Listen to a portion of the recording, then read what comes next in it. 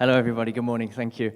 My name is Tom Coombs. I'm here from LendStreet. We were one of the FinLab companies in 2015, and so I guess we're graduates now, but we're still very much in touch. And some of the, certainly some of the way of thinking has stuck with us and formed a lot of our thinking today, and obviously the relationships and the access and so on that was formed during that time have continued through. So today I'm going to talk a little bit about what we do at LendStreet, and I'm going to dive in then to some of how we're learning about our consumers, and in some ways it's about the themes of why what we do is actually working, because in some ways it's counterintuitive, but some of the data points and some of the learnings that we've had are giving us insight into why it's working. So I'll dive on.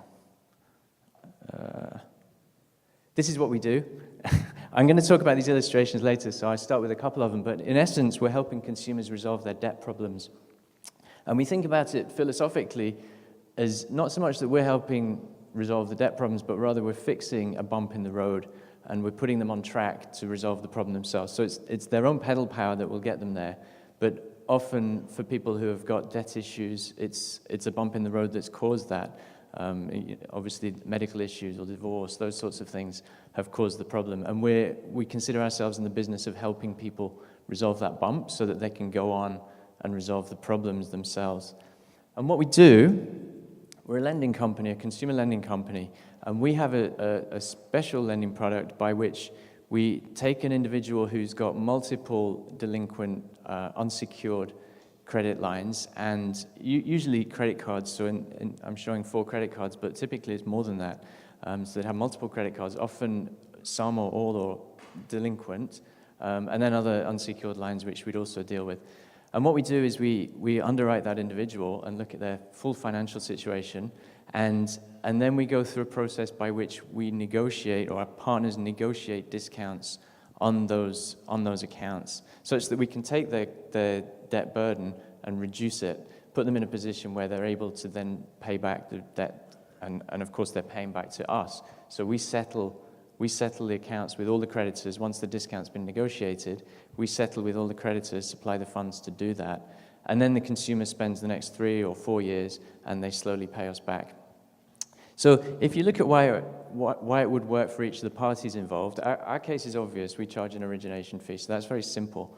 When you consider the case for the consumer, if you imagine that situation at the beginning where they've got these 5 or 6 credit cards and they're delinquent on all of them, that's the situation where they're receiving the collection calls, the collection letters, there might be wage garnishments. You can imagine what's happening to the credit score and so on. So from the consumer's perspective, to take that situation, which is full of headache and stress, and convert that into a situation where they have a single loan with us, which they pay back monthly, and it's very simple and straightforward and, in fact, automatic. So from the consumer's perspective, it's very much putting them back on track and removing a great deal of stress from their life. The creditors, as you probably know, creditors end up, if debt goes delinquent, they end up charging it off and selling it for 10 cents on the dollar. So from their perspective, even though they're taking a considerable discount, it's actually a better deal than what happens later in the day. When I'm going to pick up on Gary's point about the financial inclusion. If financial inclusion is just a very simple metric of, do people have access to a bank account? Do they have a checking account? It's a very simple metric, but it's not that useful. We consider ourselves to be bang in the space of financial inclusion. We're helping people get back into a part of the financial system which is where they have access to high-quality financial products. They don't lack access to financial products. Arguably, they've got too many. They have credit cards, they have multiple, and they all have a checking account. So it's not direct lack of access to products, but it's probably lack of access to quality financial products. Because once you're in a situation where you're in a downward spiral of debt, the types of products, the quality of products that you have access to is starting to deteriorate as well. This is one other view of why it works for the consumer. So I mentioned, or I dwelt on the stress aspect, but one thing that happens also is that if you're delinquent on multiple cards, your credit score is going down. What happens when they join us, if you can see the top line is the LendStreet line, the red line is what happens over Chapter 13. If you go through Chapter 13 bankruptcy, what happens to your credit score? And I don't know how well you can see at the back, but this shows 6 quarters from the moment of either loan origination or Chapter 13 bankruptcy. In our case, people start in the mid-500s often. We see a wide range of credit scores for people coming into our program, but many of them are in the 500s. And typically, so within 6 quarters, we see people's credit scores jump 100 points. And that in itself is encouraging. Occasionally we get a phone call, which is one of those moments that makes you absolutely delighted to be doing what you're doing. And we receive a call from someone and they say, I'd like to pay off my loan. And you ask the question, how did you get in the space of a year from being unable to pay back any of your, or keep up with your payments on your credit card, to now telling us that you want to pay us back $20,000? And the answer is this person has refinanced their house because their credit score's gone up so much. And those moments are fantastic. When we hear stories like that, it's really uplifting. The other question is, why does it work for our investors? Because we obviously have institutional investors that supply the funds for us to pay off the creditors. And why does it work for them? We're lending to a group of people whose credit scores are way down and dropping. And obviously the credit score is a measure of how likely someone is to be able to pay back on a debt. If you're over on the right-hand side here, this far right bucket is 675 to 725. People with a Vantage score in that bucket, there's a roughly 4% expectancy of charge-off of a debt within 24 months. And over on the left-hand side, the bucket 500 to 625, and this is the bucket in which most of our consumers live when they join us. The chance of charge-off is around just under 30%. So from the perspective of our investors, to be putting their money into a consumer, or the consumer who's 30% likely to charge off that debt, is obviously a difficult proposition. And believe me, at the beginning of the company, that was a conversation that did prove more challenging of the challenges we faced. So given that our consumers are in that left-hand bucket, that's what we'd expect, the charge-off rate up in the 20s. But actually, what we're seeing is we're down below 10%. And some of what I'm going to touch on today is asking, there's a slight theme running through it, which is asking the question of why we're able to achieve such rates. I'm getting the 5-minute sign already, which means I need to speed up. There's learnings that we get from literature. It's very difficult to understand some of these scenarios without diving into the literature. And one of the comparisons that we make is when we're effectively doing a consolidation loan, what is it that's different about that or about our consolidation loan to a regular consolidation loan? And this is some data from marketplace lending. And it's not to say that these people are all taking out a marketplace loan to achieve consolidation. They're doing exactly the same thing that we're doing. But if you can see the vertical line in the middle, that's the moment at which a person takes out a marketplace loan. And you can see the balance difference on their credit card has dropped. So they've paid off around half of the balance on their credit card. But over the course of 3 quarters, it's going back up. And the red line is the subprime people, and it's going back up such that after 3 quarters, they're more or less back where they started on their credit card balance. And if you consider that they probably also have the marketplace loan still outstanding, then obviously that's a worse scenario for them to be in than they were 3 quarters earlier.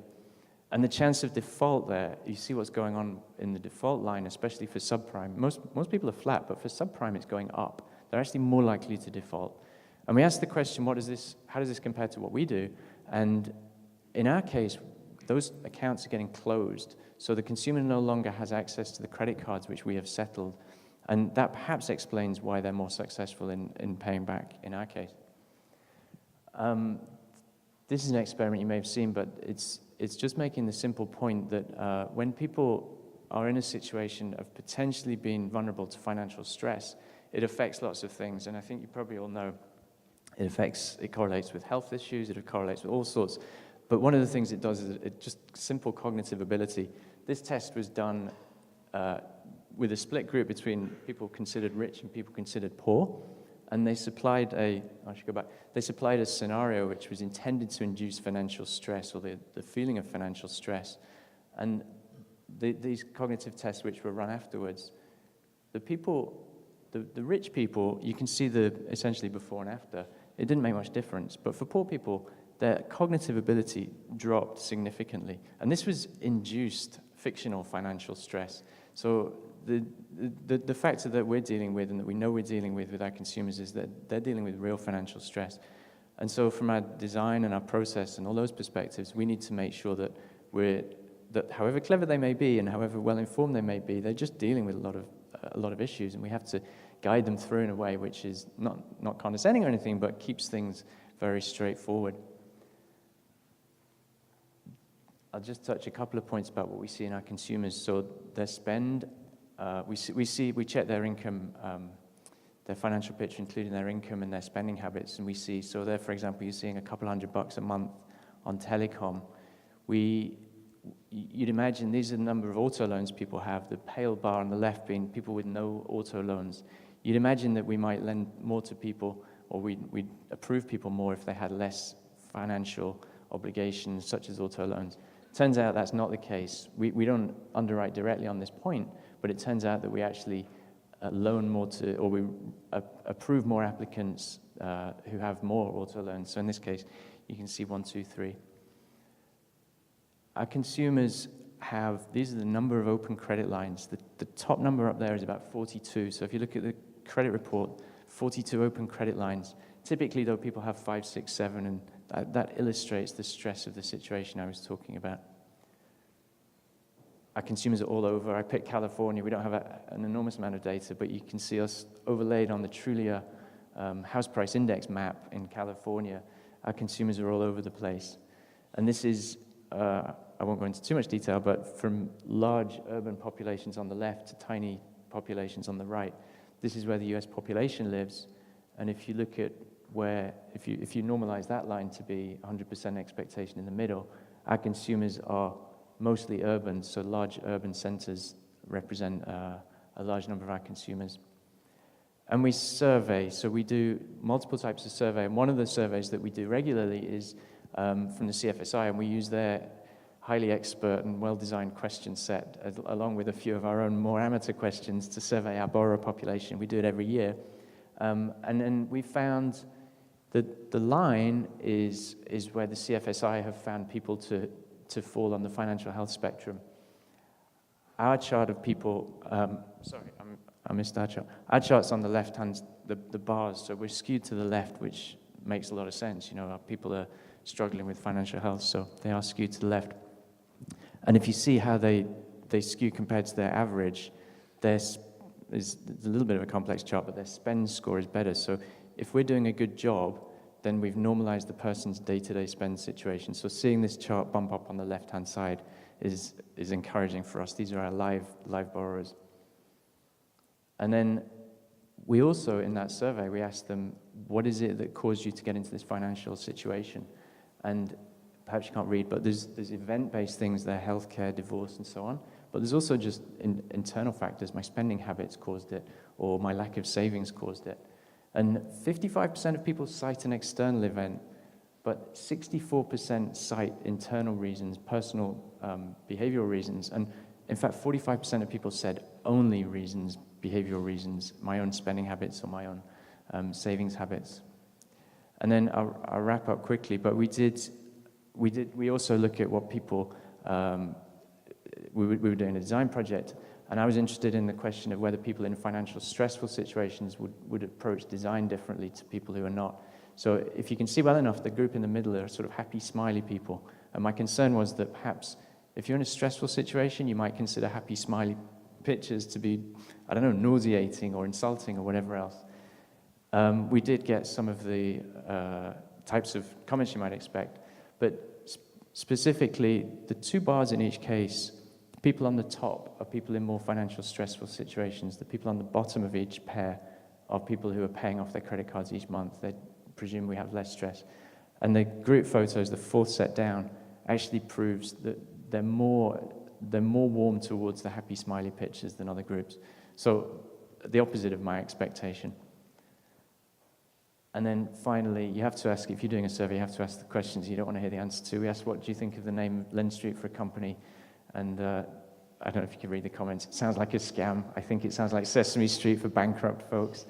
And a few good comments, but anyway, you have to ask the hard questions and be ready to hear the answers. I'll wrap up. I think my time's up. I'll wrap up with a we're hiring. We're hiring engineers and we're hiring product managers. Thank you very much.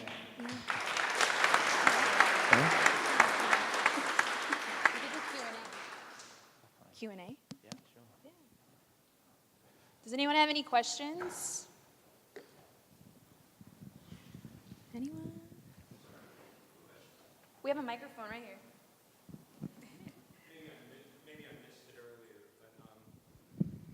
Maybe I missed it earlier, but when you actually go through, I guess, onboarding the client prior to the haircut, do you agree to close down all the accounts that they have with the outstanding debt with the, with the banks, the financial institutions that actually hold their debt? So I mean, as part of the negotiation process, when you agree to take on the debt and then get the haircut, do you agree to close down those accounts as part of the restructuring, or are they allowed to be open for a period of time simply for maintenance of credit record purposes? Okay, so there's two things. So from the creditor's perspective, we're negotiating a discount. So they accept that discount and close the account down. We're settling and closing the account. Okay. So they're not offering the option of keeping it open. We do one thing, which is our intent is to move the person into a situation where they're going to be able to normalize their financial situation and pay us back. So it is in all of our interests to limit their access to credit. But on the other hand, there is day-to-day need. So what we'll often do is we'll say to a consumer, if there's perhaps one card that has a reasonable credit limit on it, we'll say keep that card. Right. So they still have access to some emergency credit card. The reason why I ask that is because I know number of accounts as well as tenure factor into your credit score here in the United States. So as you close down accounts, it simply shows up in the credit score and the scoring metrics as, well, all these accounts have closed. Is this person now a higher risk individual as a result of, 80% of their line being shut down? Some of them that have been open for maybe 20 years, they now are down to an average credit life of maybe only 2.5 years on active accounts. Okay. And how does that factor into rebuilding them as an individual and their credit scores? Okay, so we're reporting, so we're adding a positive record to their credit score, assuming they're keeping up with our repayments. They still have the life of their credit, their total credit history, but I don't know how much it plays in the length of particular accounts, how much that plays into the algorithm. But the 20%, 15 to 20%. Okay, so yeah, the accounts are being closed down. I mean, it depends. They get marked as closed and paid off. So if you go through, for example, debt settlement, then they would end up getting marked as paid and closed off, but it would take 3 or 4 years. In our case, everything happens within a small number of months. So at least then, from that moment, they get to start building back up.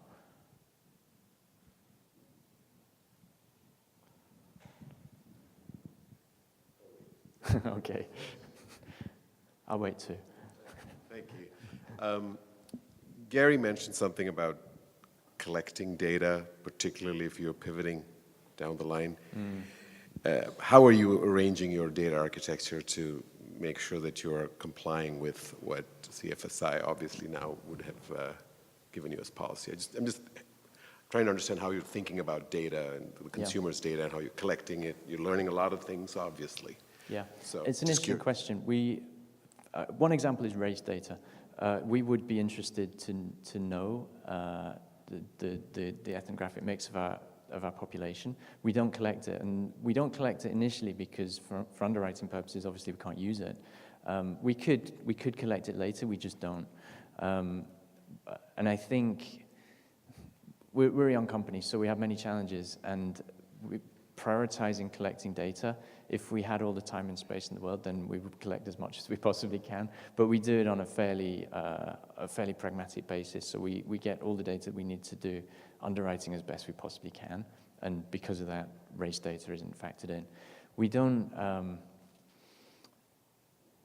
I think the consideration that we go through every time for compliance and so on, we have to consider quite carefully what we do and don't collect at each point in time. And I think the spare capacity that we have beyond collecting what we need is kind of limited. So in a sense, I'm not that concerned that we're building up this body of data which is going to breach any regulations, because essentially we're normally addressing a particular question, like it's an underwriting question or it's an investor question, and so each time we're applying the compliance to that particular issue.